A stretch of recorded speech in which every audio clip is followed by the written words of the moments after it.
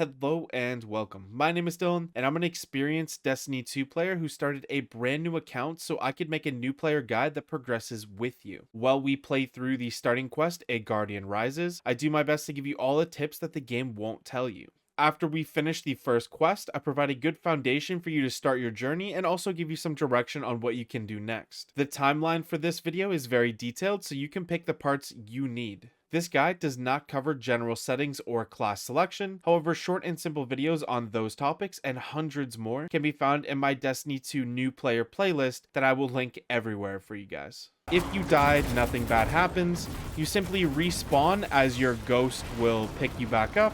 And if you use your supers, they do a pretty significant amount of damage to the tank. We destroyed the back leg. We can jump up here and just sit here and shoot this. If you have grenades, you can do that. You can shoot it from down low as well, just standing off to the side, but I always just like to run up there and shoot it. Now we have to destroy the leg again. And you can see again that back leg casing is gone. So you want to shoot the legs that still have the casings on them. Each leg can be destroyed once and the casing falls off. So you're going to go ahead and open up your quest menu. So for me, I'm going to bring up my map, which is M on my keyboard. I think it's one of the center buttons on your controller. So what you're going to do is then go to the quest tab over here, just to the left. And you're going to look at this quest here that says A Guardian Rises. So you'll see in the bottom right-hand corner of that card, it says details and track.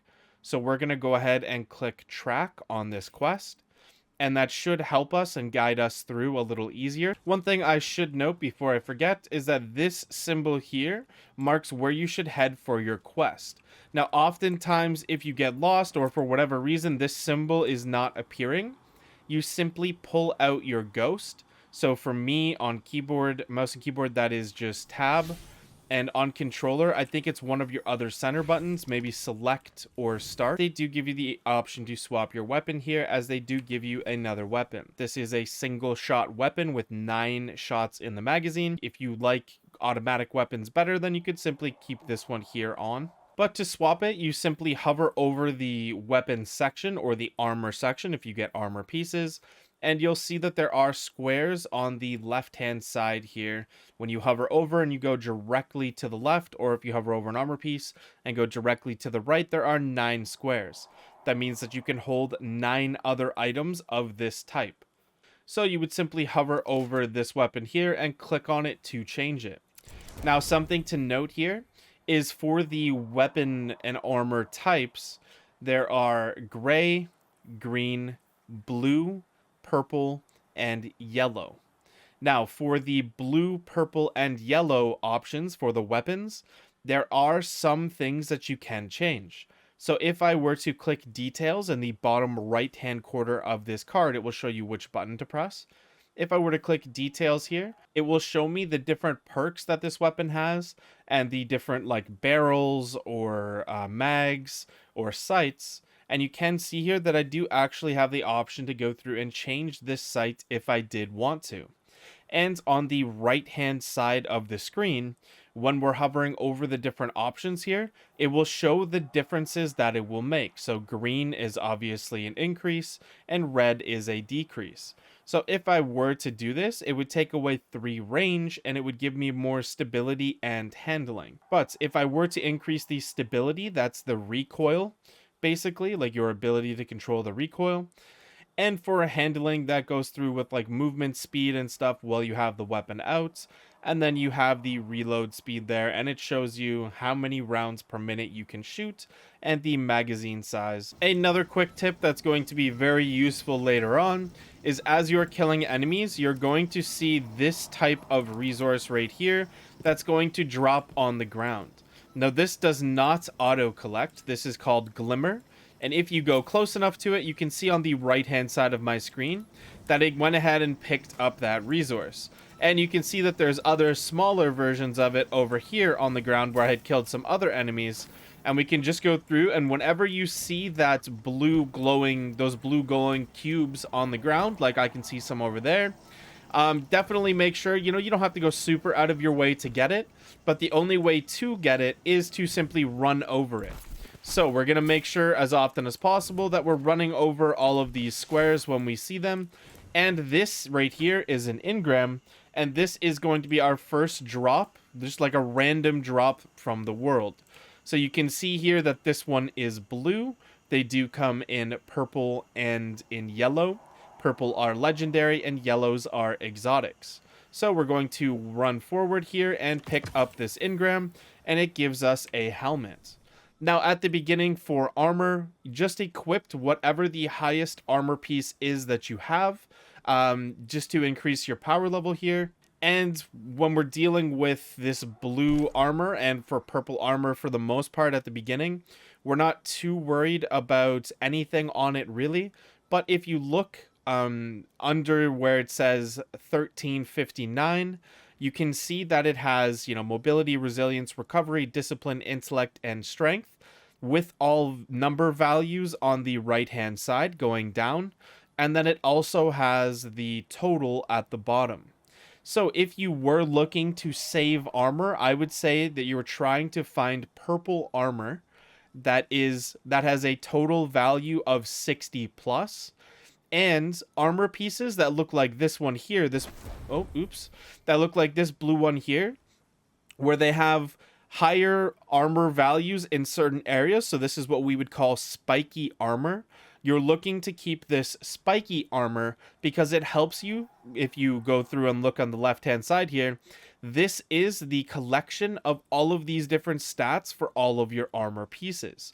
So every 10 levels gives you a bump, but any number in between those 10 levels.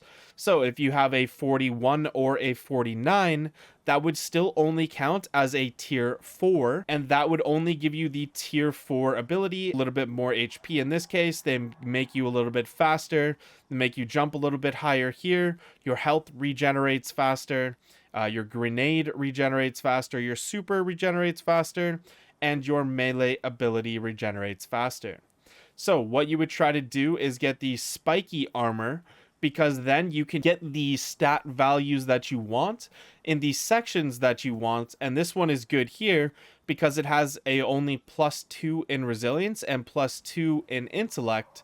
So when I select this, it's only giving me a small bump in these two stats here, but it gives me a big bump in the other stats. And for now, just go ahead and equip to the highest power level pieces. And then the older ones here, which are lower power level, you can just simply go through and delete them. Even if, like, let's say I had a purple here that was 1359, and I got a 1360 piece of just regular other armor, I would just equip the blue armor, and I would delete the purple armor if the total down at the bottom there was less than 60. And, you know, you can worry about spiky or not spiky, but the biggest thing you're going to worry about for now is a total of less than 60. Another quick thing here we're going to note is this ammo brick here. Now, there are two types of ammo bricks that you will see on the ground.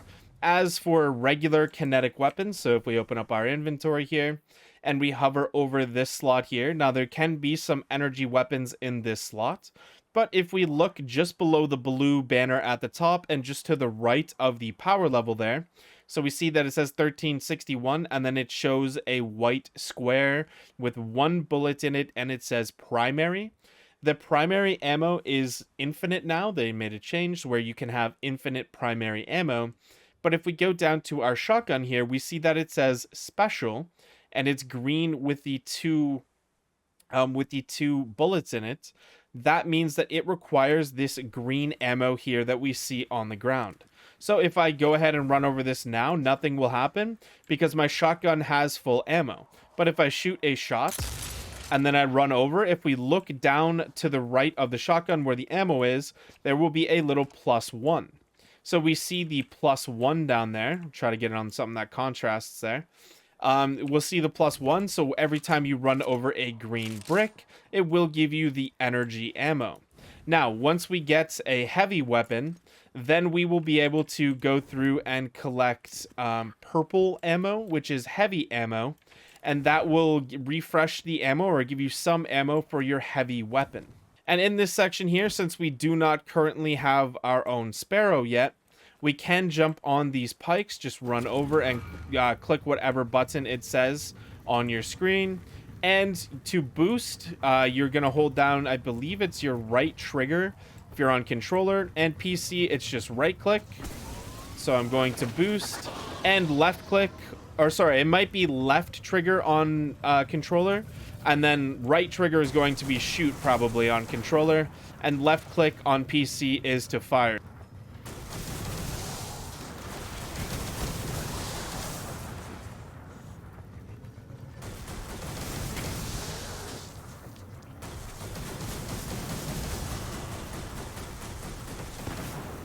Now, at this point here, this vehicle that we have is going to be our most effective weapon for this section. So you probably want to go ahead and use this vehicle. At this section here, the mechanic is to take this arc charge, so you pick it up. Once you pick up the arc charge, you simply run over to this section here and deposit it. And when you do that, it will take down the shield that has been put up, and you can continue with your objective. Now, another thing to quickly mention here is if we look above the head of this enemy right here that's shooting at me, we'll see a flashing dot or like a flashing circle. This means that I could run up to this enemy and perform what is called a finishing move. So if I'm out of ammo or for whatever reason I feel like I need to do this, I can just run up there, perform the finishing move, and it will finish the enemy. When you're in the animation for the finishing move, even though it is only like a second, you do get immunity while you're in that animation. So it could be the difference between you living and dying in some situations. For the finishing move, you simply go to your settings. In your settings, you're going to go to, for me, it's in the mouse and keyboard section. And it's right in the first section here in common. It's called finisher/player highlight, and you can go ahead and set that keybind to whatever you would like. Mine is scroll up on the scroll wheel. If we go to the controller section here, if you go to the button layout and you go to the custom option, you can go through and select the specific keybinds for your controller that you would like. I don't have a controller to plug in, so I can't go through and do this. But again, it will be called finisher/player highlight. And I believe by default, it is clicking in on the stick on your controller, if I remember that correctly from ages ago when I used to play on controller. It tells us at the top here to open up our map to fast travel. Apparently, if we hold tab, we can open it up here. So for me on keyboard, it is M. I can just open up my map, but you can go through and follow the tooltips at the top there. So it's telling us to fast travel to a specific location. So we see that we have the fast travel point unlocked here for Skywatch and the top of the Cosmodrome. But if we scroll down here, we also have this fast travel point down here. So let's fast travel here and continue this point of our quest. And we actually do also have another quest here, which we can go ahead and track this quest as well. If we do want, we can track more than one quest. I think up to 3 quests can be tracked. And it says to speak with Shahan, and it's going to be about the Void 3.0 or Void subclass. So let's go through and claim our reward here, which is a sniper rifle. And now we have the other quests that will pop up. So these kind of text paragraphs here are often how you will go through and accept quests or progress a quest step if it asks you to go and talk to a specific person.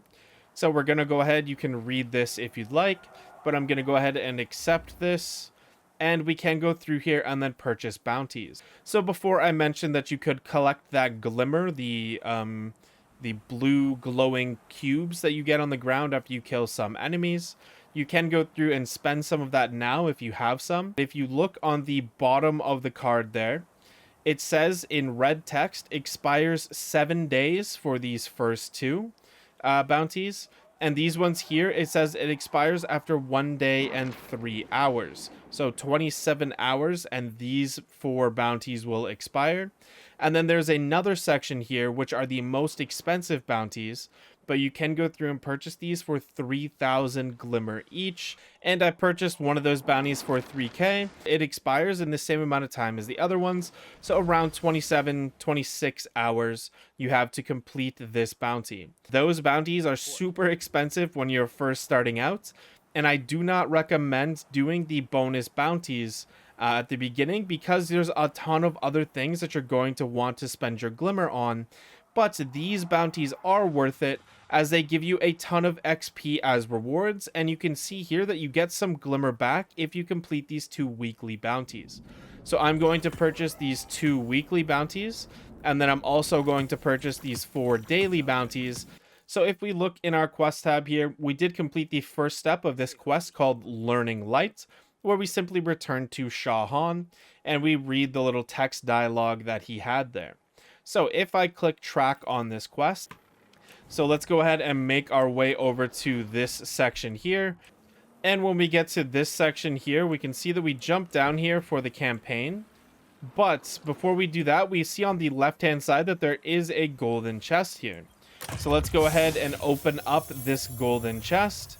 And if we open up our map, this icon here is what we just opened. So if you wanted to explore the rest of this map, you could go through and find all of these golden chests.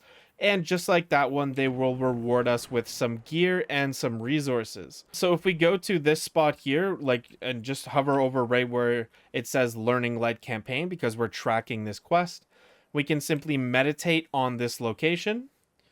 And it's going to sit us down, apparently. And we're just going to chill and look over the water. And we can apparently now, from this position here, start the quest. Okay, so we see another spot here where we can meditate once we get inside. So we have learned Stylish Executioner, which is a void aspect. So if we go ahead and you'll get some prompts on the bottom of your screen, which you can go ahead and follow if you would like, or I can simply explain it. So we are going to go ahead and open up our character menu. Now the prompts at the bottom of the screen did show you which button it is for your specific console. So for me, I'm on PC and I'm just going to press I to bring up my character menu. Once we get here, we're going to see this icon up at the top left-hand corner. And we're going to go on the bottom right-hand side of this card that pops up. And we're going to click that button there. So for me, it's right-click on PC for details. And when we do that, we're going to go over to the right-hand side to this section called Aspects. And we can simply hover over the aspects here and choose which one we want. Now, currently, we only have one aspect unlocked, and that's defeating a weakened, suppressed, or volatile target grants invisibility and true sight. After performing a stylish execution, your next melee attack, while invisible, weakens targets. So I am a hunter, so this is the one that I was given. You will be given a different one if you are a titan or a warlock. So I'm going to go ahead and equip this aspect.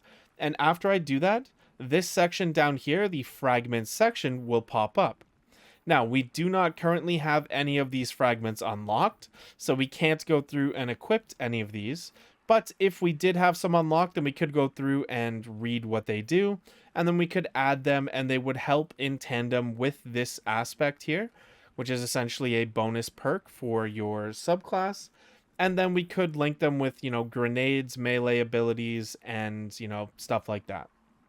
So now that we have found that aspect, we're going to go ahead and look for the next one here. And we can see that this square is popping up on our screen, or rhombus, I guess, for how it is situated. And we're going to go to this light section here. We're going to meditate again.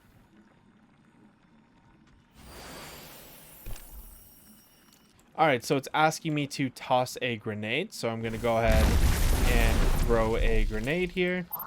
And it's asking me to toss more grenades, I guess. So we're just going to continue to throw grenades so that we can break through all of this stuff and get to the next section here. So we see on the left-hand side of our screen that we have a flashing icon that says Traveler's Favor. That's what's allowing us to spam so many grenades. So just be careful of this thing that's going to be going back and forth here. I don't even know how you would die to that. I guess running straight forward. But don't touch that because you will die. If you do die, you're going to be fine though. You can just respawn. But we're going to destroy this. And we'll see another section here where we're going to meditate again. And this will give us the Traveler's Favor again. So again, you don't want to touch these spinny things. It's kind of like a little obstacle course here, right? It's telling us to toss grenades, but I don't think that we need to toss grenades right now. So we're just going to go ahead and head forward. Try not to get hit by anything. And make our way to follow this rhombus here. We get to this section here, and I can just use my grenade again to destroy part of that section. And or I could just apparently walk up without destroying it and meditate on this section here. So on this section, it looks like we do have to find 5 more wells. I don't know what this is. I guess it's just going to bring a bunch of enemies forward here. So I'm just going to use my super. Now, everything that you have, all of your class abilities and everything will regenerate faster. So you can spam your grenades and your super and stuff while you have this Traveler's Favor buff. And you will regenerate everything super quickly. So this mission is kind of just to get you situated with all of your abilities and everything. So just make sure that you're spamming your grenades and your super just to get used to it and how it works.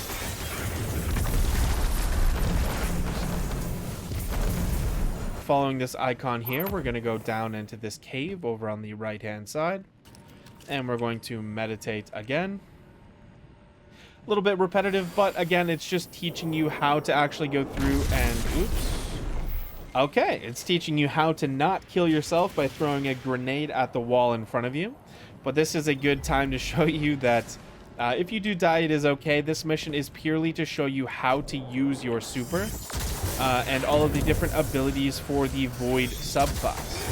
So we're just going to go ahead and kill as many things as possible here. And then we're just going to continue forward. And over to the right hand side, we do see another meditate section. But it looks like we do have to kill these enemies first.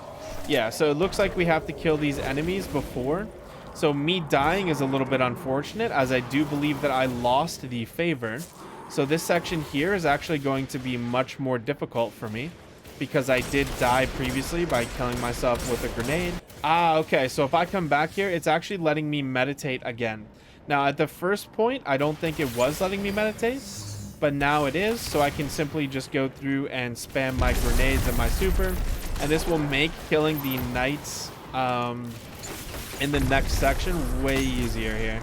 So I can simply go forward, and oh yeah, you can see how much easier that is. I don't think it's intended at all for you to try to complete this section without it. So if you do die, simply just wait at the stairs, and at some point the light will return in this area, and you can grab the buff again.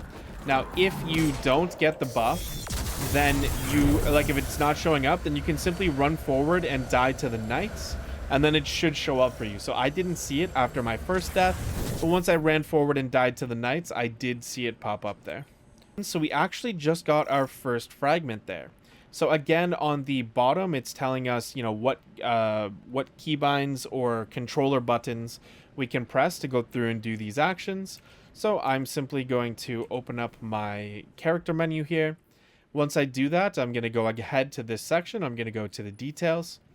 And in details, we're going to go down to our fragment slot. Now I'm going to go to this first fragment slot.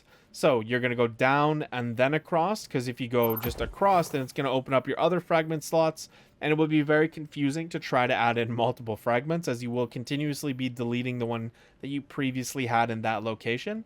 So we're going to go through down and across, and we're going to equip this one. Final blows when surrounded by combatants grants super energy. Okay, so we have our very first fragment equipped. These enemies here, by the way, if you do kill these yellow bar enemies, they do spawn a chest, which is super useful for new players, as you do get armor and glimmer. Armor, weapons, glimmer, resources, stuff like that. So if I go ahead and open up my inventory here, I did get my first piece of legendary armor. And if I go ahead and look at it, it is fairly spiky, so I will hold on to this armor piece for now. But if we look down below where it says mobility, resilience, recovery, discipline, intellect, strength, where it says total, it is only 56. Now, the maximum value that you can get, I believe, is 67 or 68 on a legendary piece of armor. And I believe that it's a 69 or 70 on an exotic piece of armor. So we're missing out on some stat points here, but for now we will keep this, and I can actually go through and lock this item. Now I'm going to go ahead and press Shift on PC to lock it. I believe you might push in the left analog stick or the right analog stick on PC to go through and lock a piece of armor. And that just means, so if I go on this green piece and I go to dismantle, which it'll tell you which button to push to dismantle on the bottom right hand side of the card, that pops up when you hover over this. But if I go here to this item, you can see that whenever I push F, which is the button for PC, then it does start to go through and dismantle this item. Now, if I were to fully do that, the item would be dismantled, and all I get is a little bit of glimmer there. Now, for a legendary piece, you would get some glimmer and some of these legendary shards, which are extremely useful. If I go through now and try to press it, you can see that it flashes red, but nothing happens because I have locked this item. And just quickly, for the reason why we're always deleting the armor that's lower power level, because if it doesn't have, like I mentioned before, the stat values that we want for this legendary piece or for the legendary pieces, then we're not going to be using this armor ever again, the lower power level armor. So we can simply get rid of it. But for the weapons, the reason that we keep the lower level weapons is because you want to make sure that you have one weapon of every type. So you want to make sure you have at least one auto rifle, one hand cannon, one sniper, one shotgun, one submachine gun, one, rocket, and all of these other things. You want to make sure that you have one of every type, so that you can go through and complete quests and objectives that require those types of weapons. And it's also just super important to go through and try all of the different weapons to see which ones that you do like for when you do start getting a bunch of legendary weapons, and you can kind of filter through weapons that you enjoy, weapons that you don't enjoy, so you can manage your space and your bank or vault space, and also so you can delete some and get your legendary shards here. So we're back here to talk to Shah Han, and it's going to be another set of text dialogue here, and we're going to accept, and we have a new step for our quest, and it says continue a guardian rises to find someone who can teach you more about your light. Okay, so I know exactly where this is going to take us, but let's just go ahead and progress the A Guardian Rises quest. So we will kill these enemies along the way. If you do encounter things with energy shields, the most effective way to take care of energy shields, as you saw right there, I used my grenade. Now the most effective damage is going to be other energy damage. So if I pull out my sniper, down in the bottom of the screen there, right beside the ammo count, you can see that there is a fire symbol. Let's go here so it's a little bit more noticeable. So there is a fire symbol indicating that it is a solar energy weapon. Now, if I pull out my other weapon here, you can see that there is currently no symbol.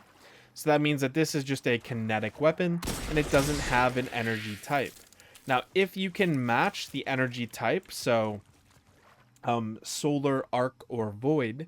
So solar is obviously orange or yellowish, arc is blue, and void is purple.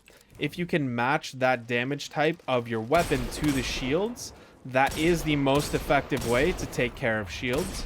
But if you don't have that damage type to match the shield that you're up against, using either your abilities, which will be, of a certain energy type, so mine is void, or using a weapon of an energy type, so the sniper, the shotgun here that I currently have, or there's other just primary weapons, like there's other like auto rifles and scout rifles and hand cannons and stuff that have energy types. You can simply just go ahead and use those, and those will destroy the shields quicker than a kinetic weapon would. Now, if we look at the quest here, it does say for us to travel to the divide to discover and clear this lost sector and defeat Fallen to get scraps. So you don't have to continuously fight this tank, as it will infinitely spawn in all of those enemies. But what you will do is just simply run over and follow your square here. You're going to see this icon here, which this is the icon for a lost sector. If you see this icon either on your map, so if we go ahead and pull up our map here, we can see that near where I am, there is a lost sector icon on our map. But to show you the actual entrance in the area, you're going to look for this icon painted on random things. So for here, it's telling us to jump up here, and then we see another icon up here. So it's telling us to go up again. So we're going to follow this up. And we see another icon here, which is telling us to then go ahead and enter inside here. And once we enter inside, if I simply go ahead and look at my map again, you can see that we're basically right on top of where the lost sector actually starts. So let's go through and complete this lost sector and progress to the next step of our quest. And Destiny tries to tell you the same thing. When we come in here, you get this prompt, you're stopped, and this prompt shows up on your screen, and it tells you basically what I just explained. So let's go ahead and kill the enemies here and progress through this section. So for this enemy here, you can see that he has an orange health bar, which means that he's pretty powerful, and me trying to shoot him and stuff, it takes quite a few bullets for me to go through and kill it. So when you see the icon to finish, you can just run up and finish something like this to save yourself the ammo, and just make it easier to, you know, kill all of the enemies in a specific area. Now, as you're progressing through this lost sector, one thing that you want to make sure that you're doing is that you're just going through slowly and you're using cover. Because in a lot of instances, there will be big groups of enemies that will spawn, and if you try to fight them all at once, it could go very badly for you. And also this here, you see these exploding shanks? You can destroy them quite easily, but the problem is if you get too close to them, then they're obviously going to do a lot of damage to you. Now, if you do die, it's fine, you'll respawn and you can go again, but it's obviously more fun if you don't. So you just want to do your best to make sure that you're keeping yourself at a good distance for the weapons that you have. And at this point, the weapons that you have are probably just the hand cannon and the sniper, or the auto rifle and the shotgun. So we just want to make sure that we're keeping our distance and doing effective damage against these enemies.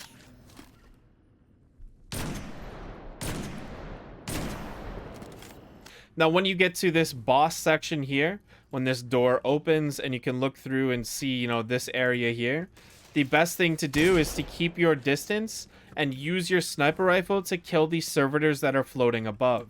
Now, you can kill in one shot the 2 red bar servitors, and then there is one more servitor that's like the boss of this lost sector, who will be a little bit harder to kill.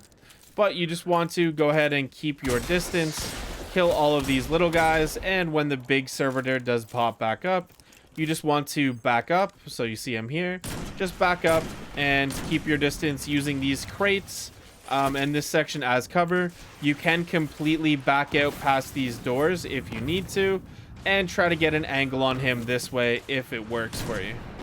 So after you kill the large servitor, you will be able to open up this box here, and it does give us our power weapon. So if we go through and go to our inventory here, it automatically equips this power weapon. Now on PC, I believe that it's the 3 key to go ahead and pull this out. And on console, I think it is to hold your weapon swap button by default. I think that's how you pull it out. Also, you can collect these resources whenever you're running around. Now, honestly, we didn't have to run out of the lost sector at all. What we can do is simply fast travel back to the same point that we did before and go and talk to Shah Han. Alright, so we get our first legendary weapon here. So let's go through and collect this weapon. Now, I will say that we want to make sure 100% that we keep this weapon, as it is a pretty good roll on a scout rifle. So we're going to open up our character menu, and we go to the top slot here, and we see the Night Watch weapon. Now, just like I mentioned before, if you're on PC, we're simply going to press Shift to lock the weapon. If you're on console, I believe it is one of your 2 thumbsticks that you're going to push in, and that should lock the weapon for you. After we've done that, we're going to equip the weapon. But once we equip the weapon, we can actually go through to the details here like we did previously on our blue weapon. And we see that there are multiple options here. So on the far right hand side, we can see that we can activate a kill tracker for just random PvE stuff or for PvP. So I'm going to activate it for PvE. And then we can go through here and it shows us our 2 perks. So rapid hits. Rapid hits temporarily increase stability and reload speed. So rapid precision hits just simply mean either shooting in the head on the enemies that we've currently been fighting, or for other enemy types, there are certain spots where you'll see yellow damage pop up when you shoot them. So like the walker tank, if you shoot its legs or its neck when it pops out, that is considered precision hits. So you want to make sure that you're shooting in those locations. And then this one here, moving target, increased move speed, target acquisition while moving, while aiming down sights. So it just makes us a little bit more mobile and harder to hit. We can strafe while we're ADSing. Then we look at the other options here. We have extended mag, which if we look on the bottom right hand corner over here, the magazine size, extended mag does give us 19 rounds in the magazine. But if we go down here to this section and we click on it, it does take away 3 of the rounds in the magazine, but it does give us significantly higher reload speed. So if I hover over extended mag again, you can see that in red over there on the right, it is saying that it would go down to a 44 reload speed, which would decrease it from 62. I'm quickly going to kill this enemy because it's shooting at me. Oh, these are pretty important enemies to kill early on, and your supers do obviously do a lot of damage to them, as we just saw there. But if we go through here and we collect the loot, you'll see why these guys are so important. So it just gave me a new weapon, and it gave me some glimmer. So anytime that you can kill those enemies with the yellow health bars, when you're just roaming around on a planet, they're definitely worth it. They're considered high value targets or high priority targets. And you do get a loot chest like the one we just opened every time you do kill them. Now, if we go back to the weapon here, and we look at the other slot here, now we have extended barrel, which increases our range, moderately controls our recoil, and decreases our handling speed. And then we have this one here, the fluted barrel, which greatly increases handling speed and increases stability. Now, for me personally, I'm going to go ahead with the range because it does decrease the range by 9, which is quite a bit. And for a scout rifle, you generally want to have range. Now, again, we do have another slot here. If we look at this compared to the blue weapon, if we go down here, we see the option here to add in essentially an extra perk. So you can go through and read these perks to see which ones that you would like to add. But for me personally, for this weapon, I'm going to go through and add the backup mag. So when I put that on, you can see that we get 3 extra bullets there. And if I did use extended mag, then that would bring it only to 20, right? So it is much more worth to use the alloy magazine here. Just put on the backup mag down here. And right here, we can go through and level up our weapon. So every time that we go through, and it tells us how much it costs on the left-hand side here, but every time we go through, so we can see that if I hover over this section here or any other section, we can see that I have 60 handling. But if I go to the left here, it says that if I spend 2.5 thousand glimmer, then it will give me 61 handling on this weapon. And that goes for any of the different traits. So you can have stability, range, charge time for certain weapons, stuff like that. So you can go through and level it up and masterwork the weapon, although it's not strictly needed anymore, as masterworking used to unlock these kill trackers, and it used to unlock your ability to create orbs, but with recent changes, it no longer does that. So at this point, I would not worry about masterworking at all. And if we look at this section here, this is new as well. We didn't have this on the blue weapon. We can go through and infuse other weapons into this weapon. And you'll see at the bottom there that it does cost an upgrade module, which at this point in the game are fairly expensive for us. So I wouldn't worry about that for right now. But you can go through and infuse a weapon. So we get this weapon at 1372 power. Now, if we were to get to the powerful cap, it would be 1550 power is the powerful cap. Now, some activities, power level will matter. So we want to infuse things later on that we do enjoy and we think are good and we've invested, into getting the masterwork and stuff. We do want to keep using those, so we can go through and take other weapons. So if I just got trash blues or whatever, I could infuse those into this purple weapon and increase its power so I can use it later on. Now, I forgot to record again, so what you're going to do is come through this part here. It's going to be a little bit loud and a little bit crazy, as you're going to have both Fallen and Hive. Hopefully you have some people here to help you, but if you don't, that's okay. You're simply going to go ahead and kill some enemies, and once you do that, you are going to head over to this section right here, and there's going to be a Hive ritual. In this section here, you are then going to go through and shoot the Hive crystals after you stand in the circle for a little bit and kill some of the enemies. There's going to be a crystal here, and a crystal behind you here just floating in the air. After you have killed those crystals, you can just go around and kill some Hive for a few seconds, and then you're going to head forward, and you're going to go over to this building over here, and we're just going to continue on to the next section of the quest. When we get to this section here, we're going to go ahead and hack the control panel, and then we're just going to get ourselves to a safe position here, and we're going to get ready to fight all of the enemies that are going to charge us from outside in this section here. If you get overrun at any point, because they do spawn on the left over here, the right over here, and then they do drop down in the middle from the ship, you can simply back up behind me here through this doorway and stand somewhere back there, and they will all come through this one section. I just find it easier just to kill them here, so you kill them as they appear, and you don't have to fight so many of them at once. So once the mission is over, we're simply going to open up our map again, and we're going to fast travel back to the steeps or the steps. And when we get here, we'll go ahead and open this chest, and then you can hear an audio log from Shahan on this laptop, but he did give us our sparrow here. If we go ahead and open up this map, so we can see right here that we do have a sparrow. So now if you pull out your ghost again, every time you pull out your ghost, you will now have 3 options. You will have summon sparrow, and it will show you which key or button to press for your controller, or if you're on mouse and keyboard. And then it will also be return to orbit, and it will be open director. So we can simply pull out our vehicle here, and we can now travel much faster, and the rest of this quest line goes a lot quicker. When we get to this part where it brings us back to our usual spot, and it wants us to collect superconductor energy, you need to run and jump and touch the energy with your actual guardian. So you just run up and jump, you land on it or jump into it, doesn't really matter, but you need to grab all of the energy, and you can see that the energy is shown by the little icons there. When you come to these sections here with the little crystals, if you walk through them, you'll see like a glowing green light. You can get trapped inside. How to get out is you simply just shoot the crystal. So I'm trapped in here.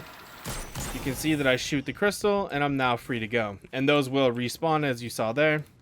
So just continue forward. Alrighty, so you just have to go ahead and force the boss to retreat. It does take quite a bit of damage, but you can go ahead and use your super, your power weapon, your special weapon, whatever you have, because there is nothing to fight afterwards. I wasn't sure if there was, so I kept my super and stuff, but it would have been a lot easier if I just used my super. But then you just simply do a little cutscene with Shahan and then collect your superconductor and meet him back at camp. So when we get back here, we have a little mini cutscene with Shahan, and then we get our first ship, this green ship here. You will see some other items here, but you will not be able to get these because these require Witch Queen, unless of course you have Witch Queen, in which case you can go ahead and pick up this ship here, this legendary ship, and you can get this exotic quest. But if you're like me, and on this account I have no DLC, I'm simply going to exit out, and I'm going to open up my quest tab. When I open up my quest tab here, I'm going to see a Guardian Rises, and we're only on step 11 out of 21. So we're going to go ahead and travel to the tower for this next quest step. So to do that, we're going to go to Destinations, and in Destinations, we're going to see this big icon here in the middle, this big circle. We're going to click on it, and it's going to be the tower. So we see this one here. We're going to head over here to the courtyard landing zone. Okay, so it turns out that I was wrong, and me being a veteran player has messed me up a little bit here. So what happens is, instead of going to the fast travel point on the tower, you're going to specifically click on this big blue banner that you see here. I thought this was just telling me that I had stuff to do in this area, and you can see a quest marker over here, right? But all you have to do is click on this banner and then simply click launch, and you will launch into this part, and I'm assuming it's some kind of an introduction to the tower. All right, so that's an awesome little cutscene for new players, kind of introduce you guys to the world a little bit. So let's open up our quest tab here, and it's asking us to go and speak with Amanda Holiday. And it actually spawns us over here in the hangar part of the tower. So we can simply run forward a little bit here, and Amanda Holiday is right in front of us, as this is the spot where she has her workshop.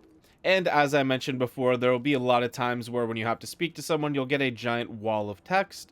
You can go ahead and read that if you would like. If you're a new player, I do recommend it. Destiny does have a pretty cool world. So sometimes when you go ahead and open your quest, it'll bring up this screen here. And essentially, this is like a step-by-step of the quest. And you can go back and see steps that you have already completed, or you can look at future steps if the data is available. The data isn't available here, but if I wanted to get out of this, I could simply exit back out and simply open up my map again and go to the quest tab, and I could just view it the regular way here and look at this, and it says complete your tour of the tower in the Advent quest, speak with Commander Zavala.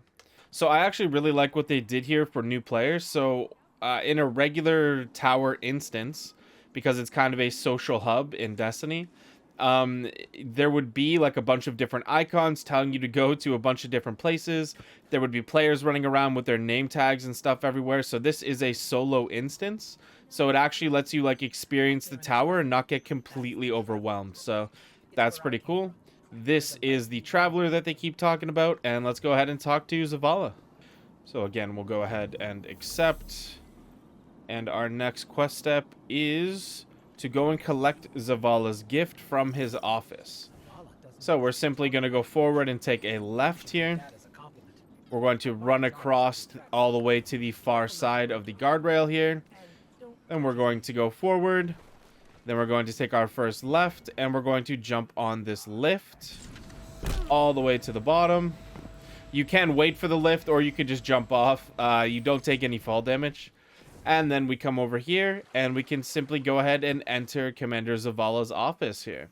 Now, when you're in here, you can come over here and you can play this mixtape. Think of it as training. So you can only get stronger. This is this is Shax's mixtape. So you can go ahead and play that. And then you can come over here and collect your reward. So let's grab this. We get a legendary pistol. So if we go ahead and open up our inventory here, it is a legendary kinetic pistol, and we're just going to go ahead and lock that. So shift on PC, L3 or R3 on controller. We're going to make sure that we keep that because, again, like I mentioned, we want to make sure that we have one of every weapon. And now we're going to go ahead and try to find a Ikora in the tower. One thing I forgot to mention is that you can sprint in the tower. So you can see I'm running regularly. If I click the sprint button, I do run a little bit faster. You'll be coming to the tower a lot and running around the different areas. So it's definitely worth noting that you can sprint while you're in the tower. That'll help you go through your activities a little bit quicker. It's honestly pretty cool, the introductions that you get to the Vanguard here. So let's go ahead and collect our tower ghost shell. So we get that. Now we see that we have another part of this quest to go ahead and speak with the Drifter. But one thing I will note before we move on from Ikora here is if we go ahead and open this, so just hover over this tab, you'll see a lot of these in different vendors and stuff. If you do, then you can simply hover over them and it will tell you which button to press for your input. So we're going to open this. And if we hover over here, we can see different categories here. And these are all of the different things that match up on our super page. If we go through here to our character menu and we open this up, these are all of these different categories are what is showing up there in her inventory. So again, if we open up Ikora's inventory here and we go through to the Void 3.0 section, this one is flashing, so I guess it wants us to look at this one. And we can see for 1000 glimmer that we can purchase our other class ability. Now, if you are a Titan, it will be a smaller barricade shield that you can crouch behind. If you are a Warlock, it will be a rift that gives you empowering, so it makes you do more damage instead of healing you. And if you are a Hunter, it's a dodge that instead of reloading yourself when you dodge, you will recharge your melee ability if you're near enemies. So we can go ahead and purchase this if we like. For me right now, I'm not going to do that as I'm going to spend my glimmer in other places. Although it's telling me that it wants me to do that, I'm not going to. Oh, it's super annoying. Okay, so I have enough glimmer where I can purchase this to get it out of the way. So I'm just going to purchase this class ability so this freaking tooltip goes away at the bottom. Okay, so this crap at the bottom is extremely annoying. I don't know. I don't want to tell people to turn it off, and I'm not even sure if you can, because there will probably be some useful tips that will help people here. But if you don't follow along with what they're asking you to do, it literally won't go away. So I'm just going to exit out here. So if you purchase any of these different things, you can see that it's not a check mark. So the one with the check mark means that I have learned this, and I could go ahead and select that in my Void 3.0 subclass. But right here, you can see that this has an exclamation point. So you simply have to exit out from Ikora. You click this box here that says accept for meditation. Then you exit out again. And you're simply going to go to your right over here. And you're going to hold whatever button it is currently for your platform. And you're going to meditate on this section here. And you can see that the ability will pop up on the right-hand side. And you can simply go ahead and equip that now if you wanted. So we can go ahead. I'm going to dismiss this thing at the bottom. So we can open up our character menu here. We can go to our subclass. We go to details on it. So hover over the card in bottom right. And here we can see that I have my other dodge available. So this is the thing that I just purchased. It's the Gambler's Dodge. For you guys, if you were following the prompts, then you were probably forced to buy either the Empowering Rift or the smaller shield for the Titan. But anyways, you could go ahead and equip that here. But the one that they give you by default for all of the classes is the one that you're going to tend to use most often.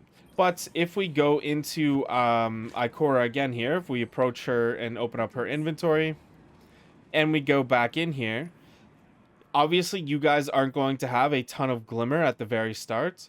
But if we go and we look at the different sections here, we can see in this first part here, there are 2 different supers available that you could go ahead and purchase for your specific class. We can see that all of these different sections, so this is supers, class abilities, melees, movement, grenades, aspects, and fragments. If we open any of them up, we'll see that there are a ton of different options available that we can go ahead and purchase. But as you'll see here for the fragments section, these ones are super expensive. So this is why I was saying earlier that you want to save your glimmer as much as you possibly can. That it's not worth it for you guys to buy the bonus bounties until you go through here and get enough glimmer to buy all of these different things. Now, if we exit back out here and we look at the aspects, for example, the aspects are a little bit cheaper. They're only 5,000. So I would recommend that the very first things that you're going to buy for your class are going to be these aspects. Now, the reason that I'm saying that you guys should buy these 2 as your first purchases, so that'll cost you 10,000 glimmer, is quite simply because for me, for example, dodging will make me invisible, and that is an incredibly useful trait for me. There's Child of the Old Gods for Warlocks, which will, every time you use a rift, it will give you a void buddy, so a little orb that goes above your head, and the first enemy that you shoot, it will go over to that enemy. If you're in a healing rift, then it will damage and weaken that enemy. If you're in an empowering rift, then it will siphon health from that enemy to you. So super helpful. And for the Titan, I believe there's something where you can get overshield from using a tower barricade. That's also super useful. And in general, I would say just grab these, as they will unlock the ability for you to use multiple fragments as well. So I'm going to go ahead and purchase both of these right now. So I did do a little bit of an explanation before I bought these other two aspects. But the reason that I'm saying that these are important to get is simply because if we look at this one here, so stylish execution, this is the one that we got for free. You'll see right below the picture where it says fragment slots 2, that unlocked both of these fragment slots, which I can then put these different perks into. Now, this here, the aspect, obviously has a perk on its own. Defeating weakened, suppressed, volatile targets grants invisibility and true sight. So that's for my hunter class. It'll be different for the warlock and for the titan. But if we go over to this empty fragment slot here, we can see the other two ones that I purchased. And this one here is really important. So dodging makes you invisible. That's super important for the void subclass for the hunter. So I'm going to go ahead and equip this one. And you can see that this will also unlock 2 fragment slots. So if I go ahead and unlock that, now we have 2 extra slots down at the bottom here that we can go through and put these different perks into. Now, but you'll notice here, so I have the 4 fragment slots. I want to replace this stylish executioner one with this trapper's ambush one. So I'm going to put that in, and we'll see that we lost one of the fragment slots here. So whenever we lose fragment slots, it will always lose it from the right-hand side to the left. So pick your most important perks that you want from the left to the right. Each one of these costs 25,000. Okay, so I'm going to go through and recommend 3 of these fragments that you can purchase at the beginning as a new player, because Glimmer will become much more abundant for you guys the more that you play, and then you can go through and, depending on which knowledge you have gained in specific areas, you can go through and grab these specific fragments that will help you with those things. So mods, for example. If you were combining these fragments with mods, then you might choose some other ones to make it have a greater use. But what I'm going to do is give you guys some general fragments here. So the first one that you're going to want to purchase is the Echo of Expulsion. Void ability final blows cause targets to explode. This one is pretty awesome, and causing a target to explode will then cause the target beside it to explode, and so on. So it makes your grenades and melee abilities much more lethal. The next one that we're going to look at here is the Echo of Persistence. And this one, void buffs applied to you, invisibility, overshield, or devour have increased duration. So invisibility generally for hunters, overshield generally for titans, and devour generally for warlocks. Those are the abilities that those classes get by default. You can go through and use things at the end here to get those different abilities for the other classes. But for right now, since Glimmer is going to be super tight, we're just going to focus on your specific class abilities. We're not going to focus on anything crazy or any crazy builds here. So the last 2 that we're going to look at here is this one here, the Echo of Provision, and this one here, the Echo of Exchange. So we have damaging targets with grenades grants melee energy. So if we look here over at the Echo of Exchange, melee final blows grant grenade energy. This is a really good combo because you can use your grenade to get your melee back, and then you can use your melee to get your grenade back. Alright, so after we have purchased that, we'll simply go ahead here for a second and look at movement. You guys may not be happy with the different jumps that you have on your characters, so you can go through and purchase other jumps. The ones that they give you are generally the most commonly used jumps for those characters. Each class has different jumps available, so just to note that. But for now, since Glimmer is tight, I would recommend just leaving the movement section alone, and I would recommend going over to the grenade section. Now, in the grenade section, there are 2 grenades that I would recommend buying. So the first one is going to be this vortex grenade. The vortex grenade is a grenade that creates a vortex that pulls targets inward and continuously damages those targets trapped inside. Now, my recommendation is to buy the vortex grenade first and leave all the other ones for now. because this one is very good for PvE, and it is very good also in PvP because it pulls targets in. And you'll learn from playing PvP yourself that it is generally pretty annoying to get sucked in by one of these vortex nades. But a lot of people do use this Axion bolt in PvP as well, because you can throw it near an enemy and then a little tracker will go and seek them. They can run away from it, they can evade it, but if they don't, then it will do around 100 damage, something like that. So it can be very, very useful to help you with finishing off enemies. But either one of these grenades is really good in PvP, and this one here, the Vortex grenade, is better in PvE. So I would recommend just spending the 3000 glimmer on this specific grenade. So let's go ahead and talk to the drifter here. Just make sure that your quest is tracked. And we're just going to run forward from Ikora through this hallway and downstairs to find the drifter. So he's actually going to give us our first sword here. So you can go ahead and read this dialogue if you'd like. And then we're going to go ahead and claim our sword. And once we do that, we have received another quest step. And it is to go and speak with Lord Shax. So we're going to run back all the way that we just came, because they're not letting us use teleports in this instance of the tower. Normally, there would be a teleport in this section here in the courtyard, and there would be one over here on the left for this section, but they're making us run through the tower the whole way. So just remember that you can sprint and make your way back to the other side of the tower following the quest marker. All right, so he is giving us the Triumphs system, okay? So we'll go ahead and acquire this. Let's actually show you what the Triumph system actually is. So to find your Triumphs, you're simply going to open up your character menu. And when you do that, it's going to be right at the top here, just to the left of the character section. So we're going to tab over if we're on controller, or just click on it if we're on PC. And we'll see here that these are all of the different triumphs for a bunch of different areas here. Down here are seals, where you can unlock titles by completing a bunch of challenges. Patterns and catalysts. There is a lore tab down here.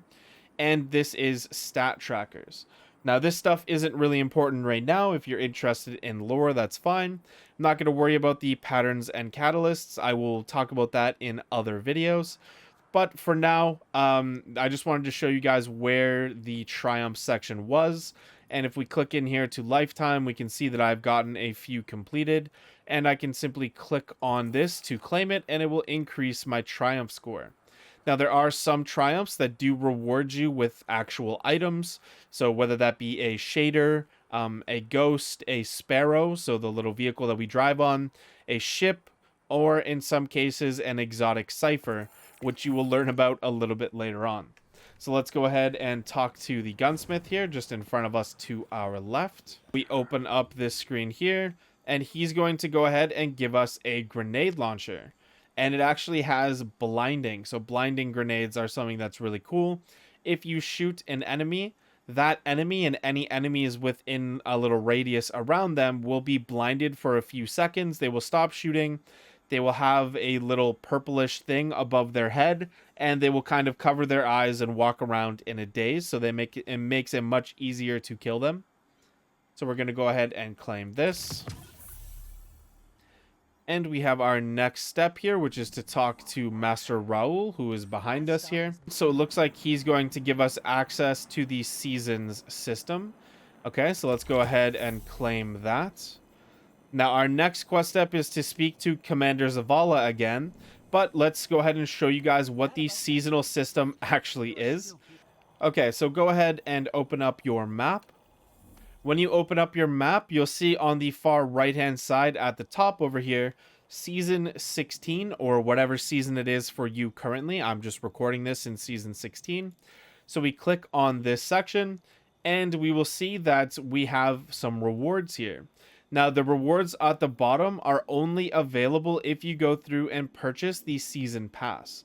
The Season Pass costs 1,000 silver. And if you wanted to, you could click on this, click acquire, and you could go through and see how much the silver costs for you. if you were interested in buying the season pass. But for the purposes of this video, I'm not going to purchase anything, and I'm just going to go through as a new player and a free-to-play player. But there is a reward section at the top here. These are all of the rewards that you can get as a new player completely for free. And a lot of these are actually going to end up being super, super useful for you starting out as a new player. Now, the unfortunate thing is after you reach level 20 here in the season pass, so every 100,000 experience that you get will increase your level by 1 here. So each one of these levels is 100,000 XP. After you hit level 20, it does start to get a little bit more sparse here. You still do get a decent amount of rewards for free, but you can see that it is starting to thin out here. And when we get to level 35, we do get a free exotic. Now, an important thing to note is this may not be the exotic that you see when you're watching this video. And the simple reason for that is that every season, so a season lasts about 3 months, sometimes 4. And you can see here how many days it is up at the top until the end of the season. But every season at the beginning of a new season, a new weapon will be put in the pass. Now, if you purchase the pass, you will get it for free at level 1. But if you haven't purchased the pass for the 1000 silver, then you will have to get to rank 35 to unlock this exotic. And I highly recommend, even if you don't go any further than that in any particular season, I do highly recommend, if you are a free-to-play player or somebody who's not buying a lot of the DLCs, to go through and at least get level 35 each season so you can get these free seasonal exotics, as in a lot of cases, they are very, very good weapons. Alright, so now with the free rewards from the season pass out of the way, let's go ahead and talk to Commander Zavala. So you can go ahead and read this dialogue, and we're going to go ahead and accept. And we get the objective here to complete a strike. So if we go ahead here and we open up our map, and on our map we go to destinations, and in destinations we go over here to the vanguard in the top left. And in the vanguard section, generally speaking, when you're playing the game, you'll only have the vanguard ops here, the nightfall section, and the nightfall grandmaster section. But we have a special spot right here for the disgraced strike. And let's click on this strike, and we will simply click launch. And this strike is self-explanatory. You'll be pulled through by the mechanics of the strike itself. So I will see you guys at the end. Alrighty, so once we have completed that, we're going to open up our quest tab here. And in our quest tab, it looks like we have completed the A Guardian Rises quest. So now we have been given another quest here. So I will go through and complete a Spark of Hope, and I will put a guide for that up on the channel. I will link that to this video right here, and I will also try to put it at the end of the video or in the comments and the description, stuff like that, along with a ton of other videos that you guys will find useful. But for right now, I want to kind of figure out what to do next. And then kind of guide you guys with a couple of things that you can work on to go through and, just have fun with the game and progress and make yourselves stronger. So if we look here, this is seasonal challenges. Now, this part here, we have to click into this and open it. So let's open the contents here. Now, we are 5 weeks into the current season. But if we go through and look at these seasonal challenges, some of them you can complete and some of them you cannot, as a free-to-play player or if you do not own the current seasonal content. But this one is the Gambit one. This one is the Crucible one. So you should be able to do the Crucible ones, the Gambit one, and there's a Strike one. So the bottom 3 here in each of these sections, you should be able to do these each week. And there will be some other ones as well where they ask you to get kills in certain areas. Or go through and do activities and stuff in certain areas.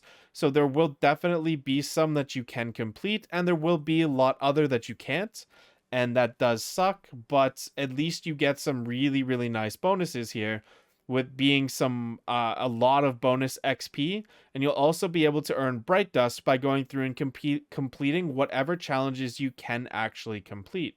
So if I go through here and I claim this one here, which apparently is Hive Slayer, I'm going to claim this bounty, and I got 75 bright dust, and I got a bunch of experience. Now, if I were to go ahead and open up my map here and go to the director, and in the director, if I were to go over to the store section on the far left-hand side, then we'll see here in this section here, this is a bright dust section. All of these other things cost real money. You have to use silver, and then you buy silver for real money, and then you use it to buy these different cosmetics. None of these things here are the actual weapon or the actual armor. You have to earn the weapons and the armor yourself, and then you can go through in the store here, whether for real money, or I'm going to show you guys how you can get some stuff for not real money in a second. But you have to go through and actually earn these items before you can equip the skins on them.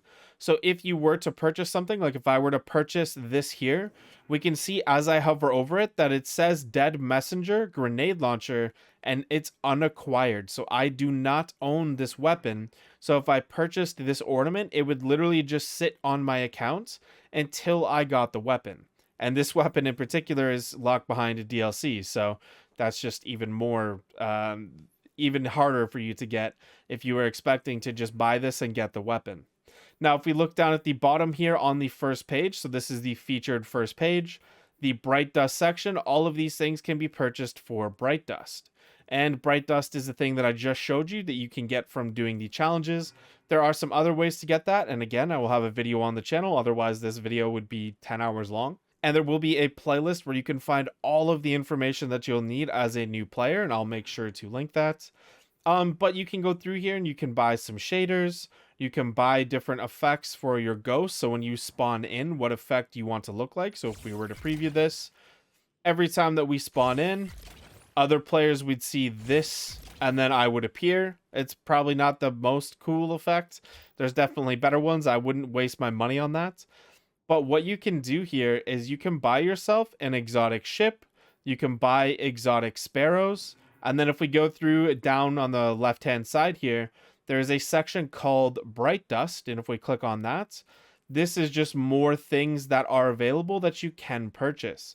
So there is all of these different shaders that you could go through and purchase if you were interested in that. There are some other transmat effects. So if we just click on one at random. That one's a little bit cooler to have every time than that other one that looks like a pill. You can purchase emotes.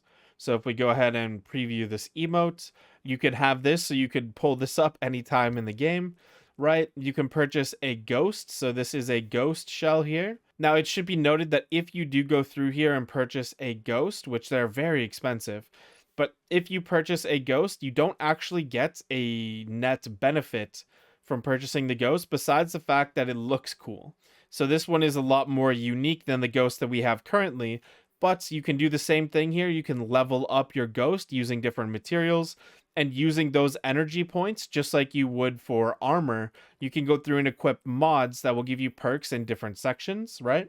But if we go and open up our character menu here and we look at our ghost that we just got for free from the tower, although our ghost doesn't look nearly as cool, although maybe some people think it does, it has all of the same sections here. So you do not need to buy an exotic ghost or to get an exotic ghost. I would simply recommend just upgrading your tower ghost shell and using these different perks here. So since we're in this section, I'll quickly talk about it. For this part here, you can go through and by leveling up your ghosts, every level that you increase, so every energy point that you get, so if I were to just level my ghost up here to level 2, we can see that I now have 2 energy, and we can see that this became unlocked. It costs 2 energy, this one costs 3, 4, 5, 6 energy. But you can see here that in this first section, we can give ourselves an XP bonus to help us gain XP faster. And that is super important when you're first starting out, because 12% extra XP for everything that you gain, that you're doing, is a lot. And that will help you to unlock things from the season pass, as we mentioned earlier. It will help you to unlock perks and abilities and stuff from your seasonal artifact. But if you go through here and you level up your ghost all the way, as you start to level up your ghost more, it will start to cost more expensive items. So enhancement cores and things like that. So this is definitely one of the sections that I would recommend you going ahead and using your energy points for your ghost if you level it up a bit. This is a good use of glimmer and legendary shards at the beginning, although it is fairly expensive, as you'll see in a second here when I show you guys some other stuff. But this is very, very useful for you to be able to go through and get extra XP. There's another section here where it will help you find resources and chests on planets. So you can pick chests specifically, or you can pick resources specifically, or you can go ahead and choose these combo detectors, and they will find both chests and resources, although at a little bit of a shorter range. These are really useful to have as well, because as you're exploring and playing the game, it will get you more glimmer and more resources, and these glimmer and resources can be used to purchase greater and better things that will help you and give you bigger advantages as you go. Speaking of glimmer, we have this section here where you can go through and you can boost the amount of glimmer that you get all the way up to 65% if you did want to, if you were interested in that. Although there are some other ways to get glimmer that I will mention, but this will help you get just pure glimmer and you won't have to use other resources to get it. Down here, I wouldn't worry too much about these for now, but if you were to put these on your ghost, and then any armor that you get, as you see here, will have a guaranteed minimum of 10 in whatever stat you pick, and it will make it more likely to drop with a higher number. So if I go ahead and look at a piece of armor here, we can see that I have 17 recovery, right? Or I have 2 resilience. Let's look at that. So I have 2 resilience on this piece of armor. So if I were to equip that on my ghost, then I would get a guaranteed at least 10 resilience, and it would be more likely that the resilience would be something like 17 on this armor piece instead of the recovery. So you can go through and change that. I wouldn't worry about that too much for now. That's something that you can worry about a little bit later, but it was in the ghost section, so I figured I'd just mention it. And the last section here is the activity mod section. Now, once you fully masterwork your ghost, you'll have the ability to use this section here. And this section will allow you to get some of the upgrade materials. So enhancement cores, enhancement prisms. It will help you to get upgrade modules and things like that. I think even some resources, maybe some extra gear from completing the playlist activities. And while we're here, might as well mention what a playlist activity is. So the Vanguard, Gambit, and Crucible, if we click into them, they are playlist activities. So this is match-made activities, and they're considered playlist activities. Now, there are seasonal activities as well that are considered playlist activities, but we're not going to worry about that in this video, as this is just for, new players and players that are free to play mostly. If you do have any questions about that, just leave them in the comments if anybody's still here, like 3 hours into this video. So we can quickly talk about armor for a second, and we'll talk about these values here, because I can't remember if I cut that from the video already. But if we look at this legendary piece of armor here, we'll see that it has 1 energy, right? Now, if we look at our ghost, we upgraded it from 1 energy to 2 energy. It's the same kind of system when going through and using mods. So if I go into details on this armor piece and I hover over each of these sections, I might have mods that you guys don't have, so just bear that in mind. But you can go through here, and any mods that you do currently have unlocked, you can go through and equip mods into these slots. You need higher energy levels to be able to go through and equip these mods. Now, one thing I would say is while you're leveling up, don't worry about this section too much, but if you do want to, you have blue armor pieces here. So we can see that this legendary one has 1 energy, right? But all of these blue pieces all have 5 energy. We can see that we're already halfway to the max here, right? So we're 5 out of 10. Now, I would highly recommend that you not upgrade them at all past the level that they come at, because you'll be getting new pieces of armor so quickly that it's not worth it. So we'll see if we look in this first mod section here, that these mods all cost relatively low amounts, and it looks like somehow I unlocked this one, which costs a little bit more. But if we look at them, right beside apply, it doesn't say that it costs any glimmer. So anytime that I get these blue pieces, I could equip these mods here, and they all add +5 stat values for the different stats, right? So if I were to go back to my character screen here, we see that this is the combination of all of my different stats that are added up from all of my armor pieces, right? And how these work is essentially each number on the left-hand side is what dictates what tier you are, all the way from tier 1 to tier 10. Obviously, tier 10 providing the best bonuses. Now, if you are, let's say, 20, or if you're 29, it is considered the same value. You don't increase in value until you hit the next tier, which would be tier 3, which you get at 30.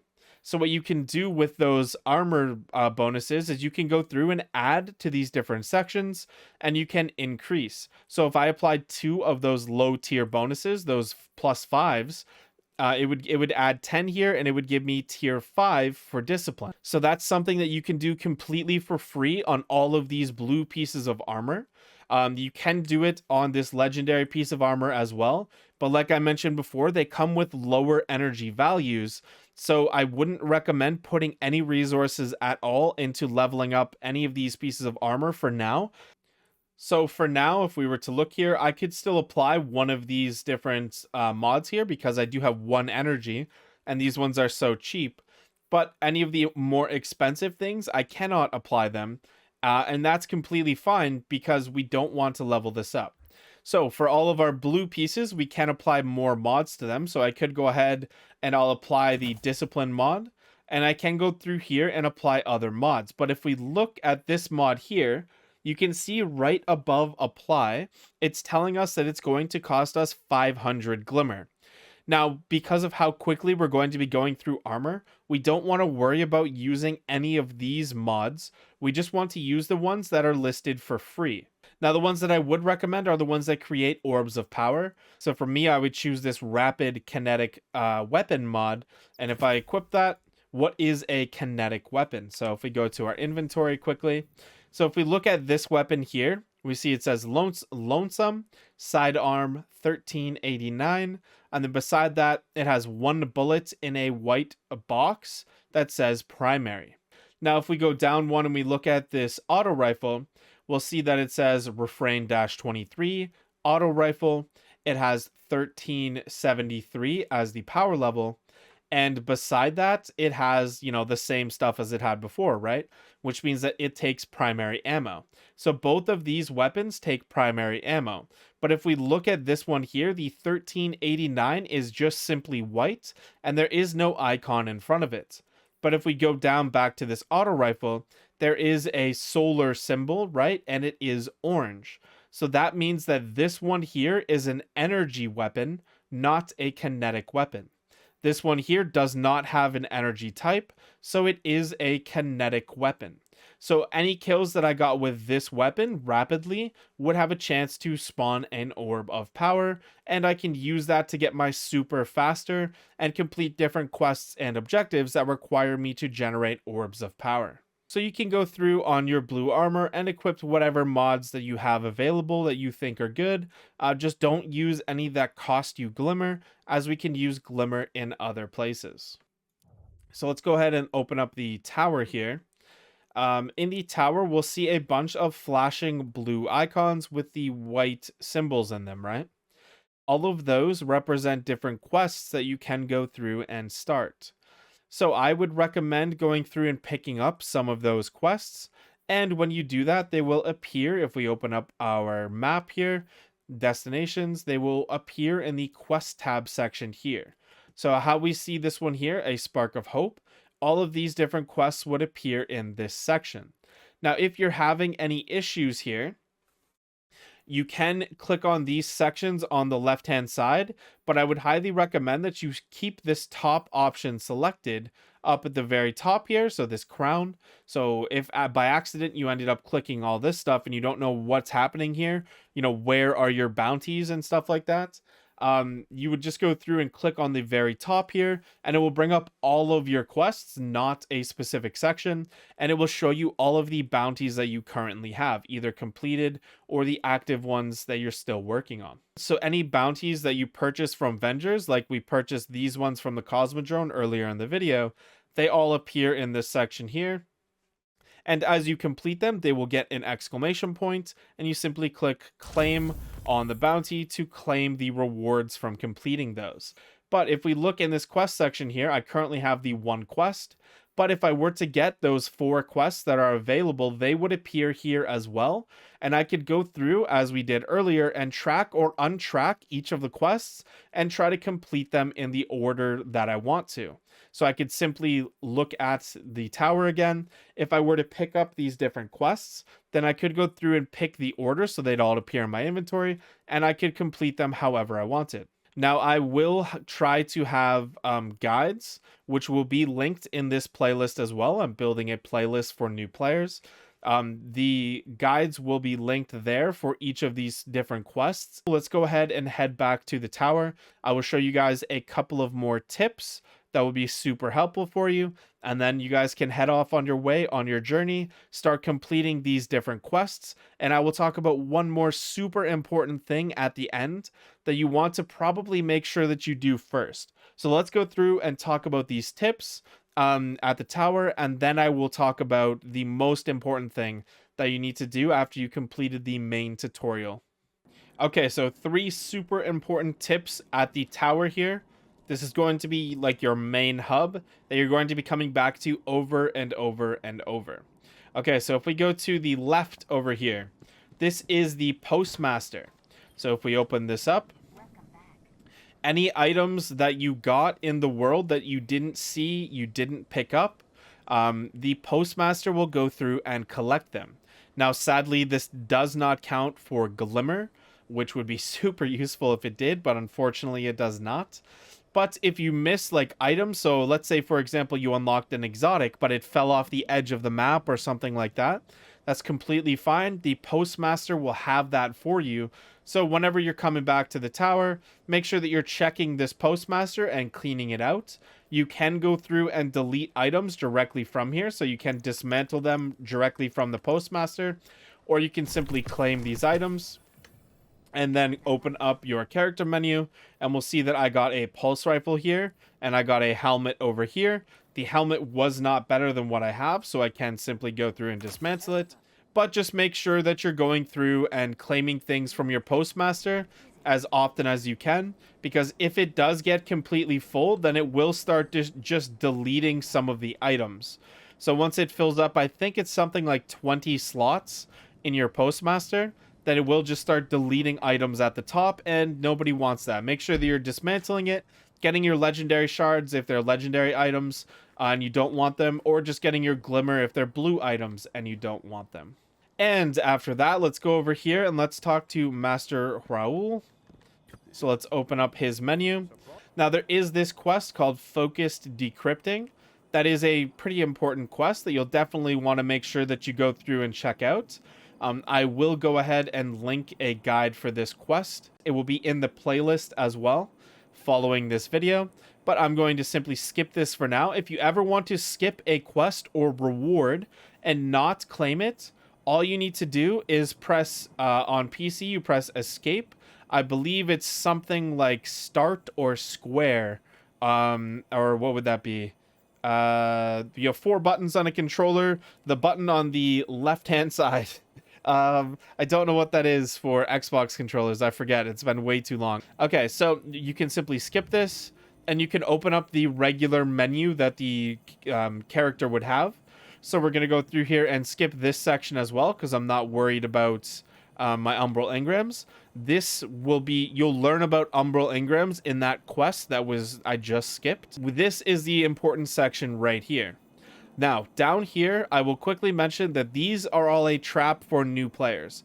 Absolutely 100% do not buy any of these items. They are all insanely expensive. Do not buy it. It is not worth it to get one enhancement core for 30 legendary shards, as legendary shards are is the most valuable resource in Destiny 2 as a new player. Do not buy any of these. Do not worry about any of this stuff for now. This is all crazy expensive. The only thing you're going to worry about is this stuff up at the top here. So we can see here that I have some spin metal leaves on my account, right? So I could trade 20 of these spin metal leaves, which is the resources that we gathered when we were questing there on the Cosmodrome. As if you see them when you're running around, you can also, like I mentioned before, you can use your ghost to show you where these resources are so you can collect them easier. Or you can use some of your legendary shards. If we look over on the right side here, this is spin metal leaves. I could buy 5 of these spin metal leaves for 1 legendary shard, right? So then it would be 20 for me to get 10,000 glimmer. So that would cost me 4 legendary shards to go through and get 10,000 glimmer, which at the beginning of the game, when you need a ton of glimmer, it's definitely something that you can do for sure. So if you were wanting to go through and buying a couple of fragments or something for your Void 3.0 subclass that we talked about earlier, this is a way that you could do that. So you just hover over these 3 sections here, where these are the sections where you can trade things in for glimmer. It is never worth it if there is the option here to trade legendary shards for glimmer. It is never worth it, because I'm pretty sure it lists it as 10 legendary shards to trade in. But if you were to buy the resource, then it only costs you 4 legendary shards, right? Glacial starwort or spin metal leaves, we would look for those resources on the right hand side, and we would go through and buy some of those if we wanted to get a ton of glimmer. So I could trade in some of my legendary shards today for this spin metal leaves, as this is one of the 3 options here. But I already have some spin metal leaves, so I'm just going to trade them in for glimmer right here. It is worth noting that these resources are used for other things, but for right now, this is the most important conversion that you want to go ahead and worry about, as legendary shards and glimmer are the thing that is most valuable for new players at the start. So let's go ahead and run back over here to Banshee. Again, we're going to skip the quest that Banshee has for us right now. You guys can go ahead and collect this quest if you'd like, but I'm going to make a guide on it, which is why I'm skipping it. So we're going to skip that quest, and we'll see that Banshee has bounties here.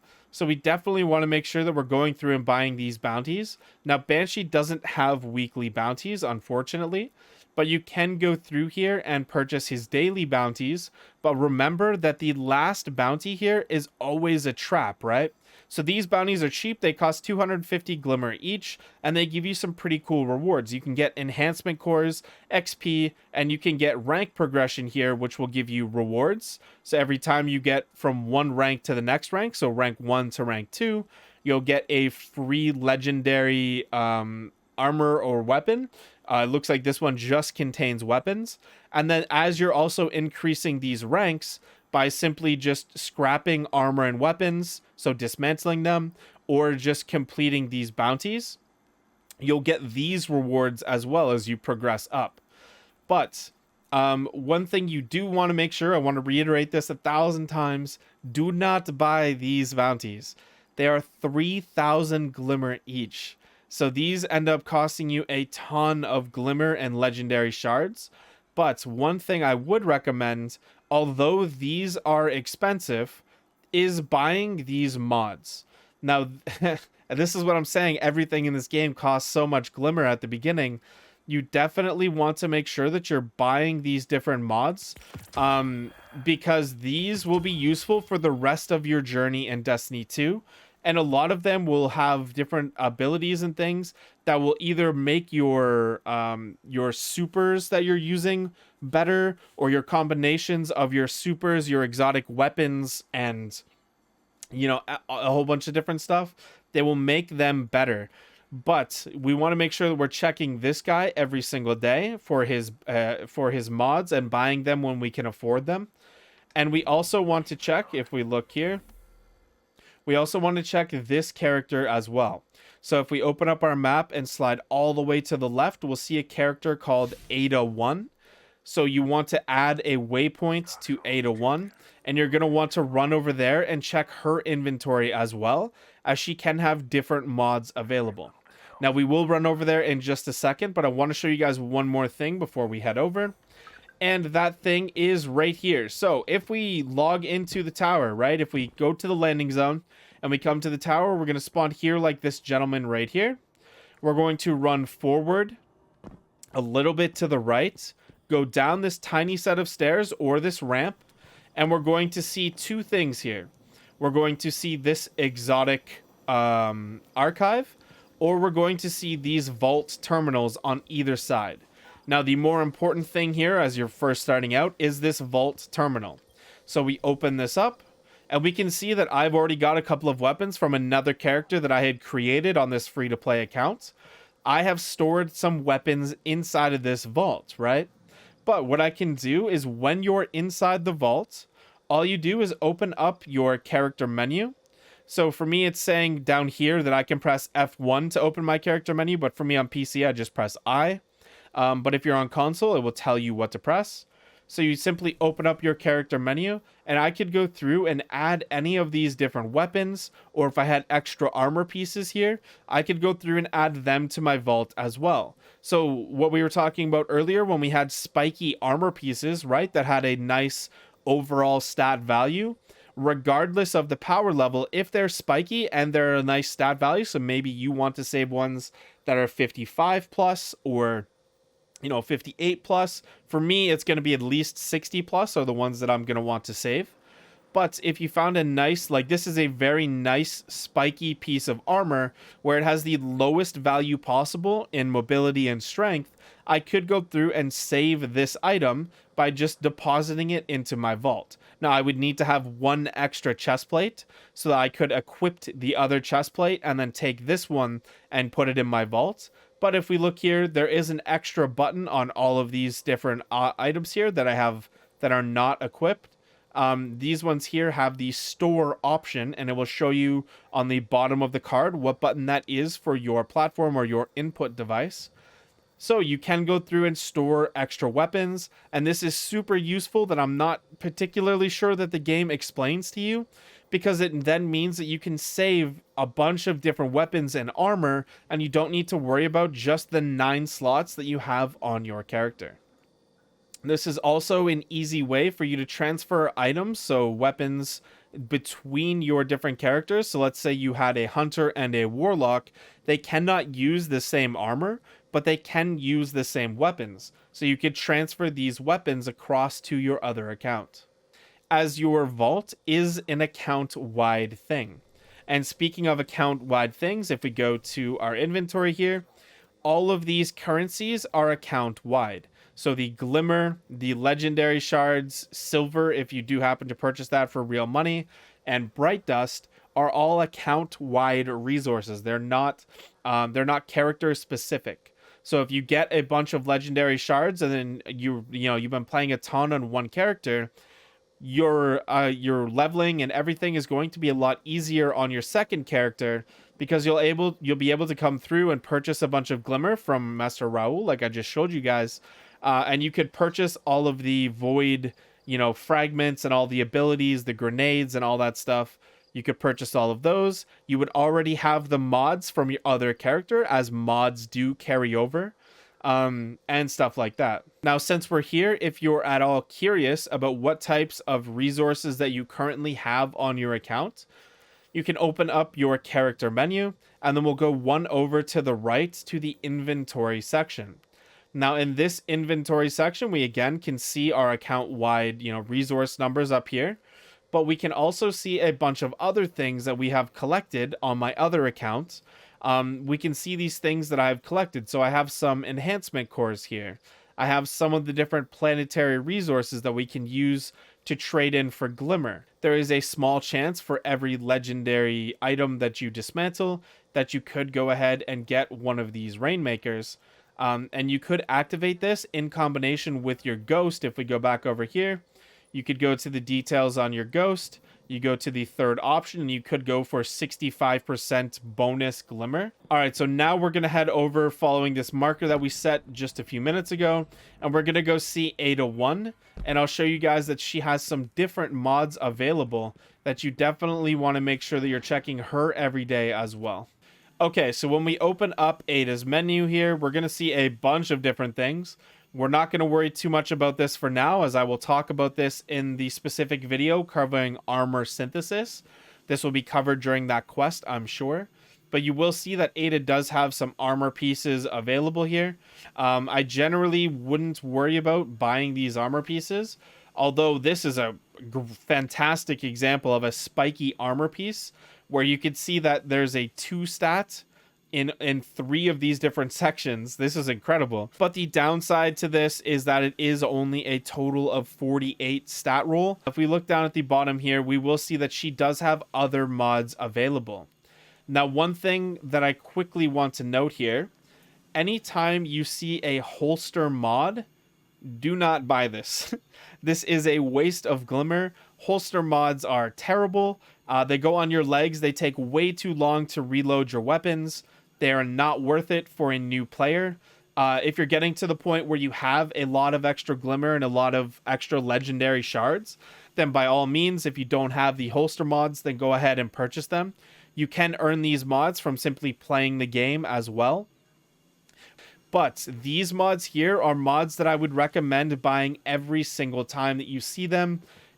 Even if you're tight on glimmer, find a way to get these mods. The weapon mods and stuff you can get easy in other places, but these mods here are mods that you use to make your like builds with your super and your exotic perks and things like that.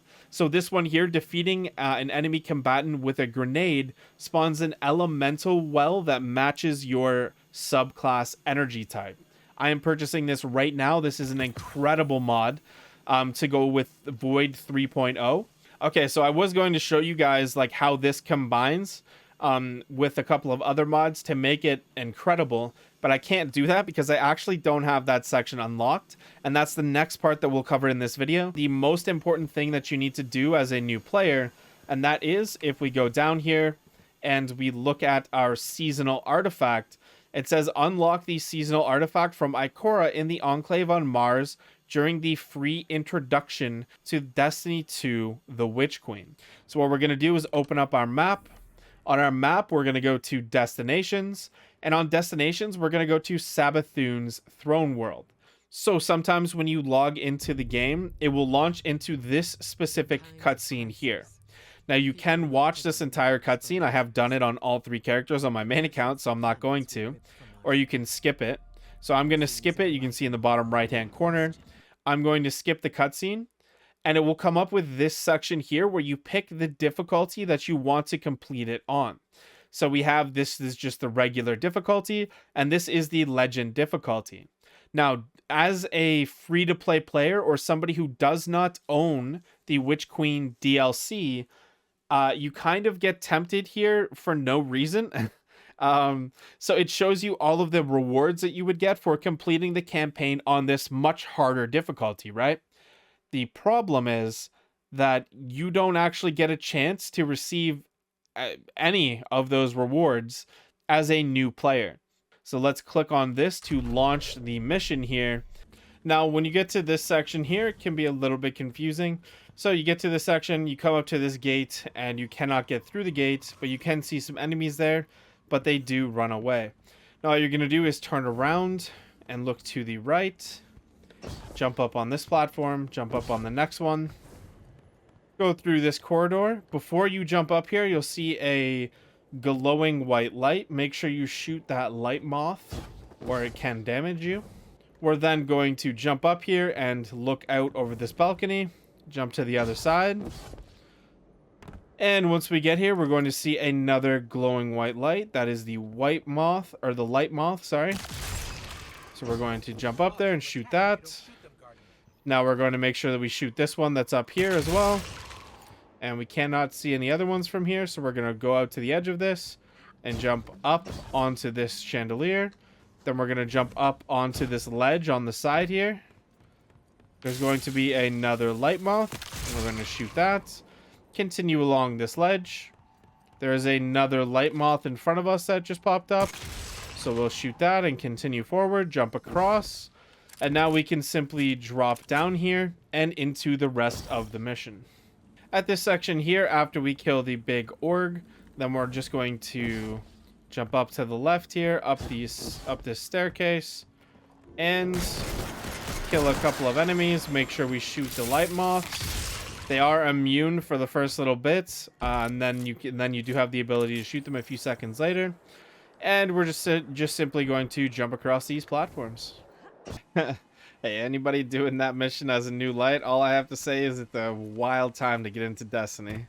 You can see some crazy stuff. Alright, so all you do after that is you will spawn here on Mars. Once you spawn here on Mars, you're going to see this icon over here to your left.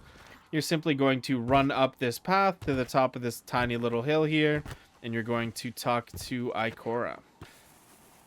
And as it turns out, we have to claim this quest, the relic. So simply pick up this quest in your inventory. And it looks like we have to go and craft ourselves a glaive.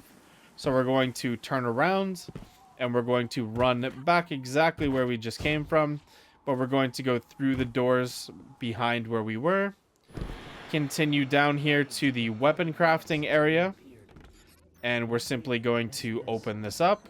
So after we approached this, it did do a little cutscene there, and that unlocked the pattern for us. So now we're simply going to open this up. We're going to click on shape on the left-hand side. We're going to click the glaive here. After we've clicked the glaive, we then select the only options that we have available. So we'll click adaptive. We can choose between these two. So let's go ahead and increase our range. Faster reload or extended mag. I would probably go with a faster reload here. For the first section here, we only get one option, so we simply pick tilting at windmills. The next section here, we have unrelenting, and we have kill clip. I'm going to go ahead and choose unrelenting here. And we do not have a memento to put into this slot, so we simply go to the far right. We hold on this here. And we craft or shape the weapon. And we have crafted our first glaive. So that quest step has been completed. Now we're simply going to exit out of our menus here. And after we do that, we're simply going to go over to the other side here. We're going to interact. We're going to accept this quest here, the Witch Queen. We're going to accept this one here, shaping extraction. And then we are going to exit out. And let's go ahead and go talk to Ikora. Okay, so when we get to Ikora, we are simply going to just accept these missions here. And here we go. So Season of the Risen, we are given our synaptic spear. So let's go ahead and acquire this. Now we can exit out from Ikora. We got another new quest. So what we're going to do is open up our character menu. In our character menu, we're going to go down to the bottom here and we see the synaptic spear. Now we're going to go ahead and click preview on this synaptic spear or our seasonal artifact. And once we do that, we're going to see that we have the options now to go through and purchase some of these mods. So now what I will say is you should definitely go through and purchase all of these anti-champion mods as your first purchases. So I'm going to go through and purchase all 5 of these, as this will unlock my ability to defeat champions in other activities. And you can see that it did unlock 2 other rows here. So there are a bunch of other mods that you can go through and get. Some of them are very good. This mod right here for your armor is incredible. This mod right here, Font of Might, also for your armor is very good. And there's another one here. This one here, volatile flow, which is very, very good as well. Now, the volatile flow and the font of might, they correlate with what I was talking about earlier, about making sure that you get mods that aren't weapon mods from either Ava or the Gunsmith if they're available, because those mods can combine with other things. So the mod that I got previously was whenever I got grenade kills, it would spawn elemental wells of my subclass energy type. And if we look at Font of Might here, picking up an elemental well that matches your subclass energy type grants a temporary bonus to weapon damage of that same type. So if I were to go through and make void wells, then any void energy weapons, so if I look in my second weapon slot here, if I have anything that's void, so the only thing I have on me currently is this glaive. So if I were to pick up the void elemental wells, then I would be able to go through here with this glaive and do more damage. And if we go back to our seasonal artifact here, the other one that I was talking about is volatile flow. Picking up a void elemental well grants your void weapons volatile rounds. And volatile rounds just mean that the enemies that you're shooting will take more damage, and they also get this kind of weird like void field that goes around them, and when you kill them it will create a void explosion, and it can create like chain reactions around the mob that you have killed. And also the void volatile rounds just do a ton more damage, and after a certain amount of bullets, depending on which type of weapon you are using, they will do like an extra burst of damage, which is really, really cool. So that's what I was talking about there. Your seasonal artifact is super important. Like I was saying before, make sure you definitely grab these anti-barrier mods. Sorry, anti-champion mods. So for overload, anti-barrier, and unstoppable. And to use those mods, we simply go to our character menu. On our character menu, we're going to go to our arms slot. And in our arms slot, we look here and we see that we can equip these mods. Now, if you're just leveling up and you're just using blue armor, you're probably only going to be able to equip one of these mods at a time, and you'll have to rely on your teammates to use the other ones. But if we go through and look at legendary armor here, we see that we get 2 slots here, so you could equip both of those, or 2 of the champion types, and in most activities that you're doing, you'll receive at maximum 2 different types of champions to fight against. Alright, so for right now, let's go ahead and open up our quest tab. And in our quest tab, we see that we have 3 quests that we had just picked up. So we have the Witch Queen quest, which we can go ahead and do the last step for that. We have the Shaping Extraction quest that we can work on. We have the Rising Tensions quest that we can go ahead and complete. And then again, if we go to Destinations here, and we go to the tower, we will also have these blue quests here that we can go through and pick up and complete those. So that's what you're going to want to focus on for now. And once you have completed all of that stuff, you've completed all of those quests, make sure that you stay tuned to the playlist that I'm creating, and I'll have other things and other videos to help you progress and what goals you should focus on past that. Now, while you're doing these quests, you also want to focus on scrapping, weapons or legendary weapons or armor. Now, making sure that you keep 1 weapon of every type. So at least 1 fusion rifle, at least 1 auto rifle, 1 hand cannon, and all that kind of stuff. But you want to make sure that any weapons that have perks that you don't think are useful, or that you don't think would be useful to you or your playstyle, then you can just go ahead and scrap those. And also with the armor here, if they don't have whatever the stat value threshold is that you set, so maybe you set the stat value threshold at 58 or 56. I personally set mine at 60, but I'm a very experienced player, so maybe maybe you guys would set it a little bit lower. But any stuff that doesn't meet that threshold of the stat value, you would simply go through and get rid of. So this doesn't meet the stat value for me, although it does have spiky stats. I'm going to go through here, and because this is a higher power level right now, I'm just going to equip it, and I'm just going to go through and dismantle this so I can get the extra legendary shards, so I can either get more glimmer, so I can buy all of my different abilities and stuff for Void 3.0, or so that I can go ahead and buy mods and things like that, or so I can use these legendary shards. And at the different vendors, there are weapons available that you can purchase, and armor as well if you find it with decent stats. And then there is a guy called Zur that comes every Friday that you'll want to go through and find as well. So to find him, you can just type in on YouTube, "Where is Zur?" Or you can download an app to your phone, which is literally called "Where is Zur?" Zur is spelled X-U-R. So you simply type in "where is" and then XUR on your phone app store, and you can download that app. And every Friday after the daily reset, which happens at 1 p.m. EST, Eastern Standard Time, you will be able to go through and find Zur, and he does sell exotic weapons and armor that you can purchase for legendary shards. And he also does sell some legendary weapons and armor as well that you can go through and purchase too. I will have specific videos on all of the topics covered in this starter guide.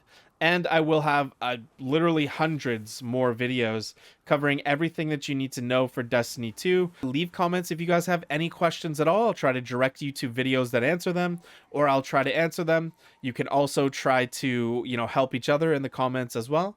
But anyways, guys, I hope this video helped. So thank you guys so much for watching. Have a great day, everybody.